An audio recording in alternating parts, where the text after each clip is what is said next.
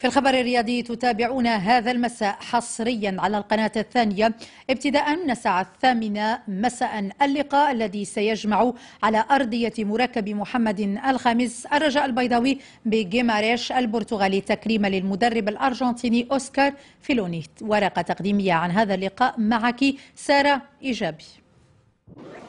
حطوا رحالهم عشية الأمس بمطار محمد الخامس قبل 24 ساعة من اللقاء الودية.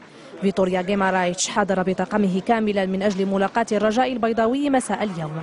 فالنادي الأخضر اختار اختتام معسكره الاستعدادي لمرحلة الإياب بمواجهة جيمارايتش الفائز بالكأس البرتغالية، والأخير عبر عن فخره بمنازلة الرجاء. سنقابل ناديا كبيرا اسمه الرجاء ومعروف من قبل الجميع، هو وصيف بطل العالم، وبالتالي مواجهته شرف كبير بالنسبة لنا. يشرفنا التواجد هنا وتشرفنا دعوة الرجاء لنا. سنقدم كل ما لدينا لخوض هذا اللقاء المهم على اعتبار أنه تحضيري لمباراتنا المقبلة في البطولة، وأتمنى أن يكون لقاء جيدا. الرجاء سيواصل محاكاته للعالمية بعد المونديال طوى البوابة هذه المرة، وإن كانت ودية إلا أنها أكيد ستحفز عناصر القلعة الخضراء من أجل الظهور بالصورة التي تليق باسم الرجاء محليا كما عالميا، والأهم التحضير بشكل جيد للمراحل المقبلة.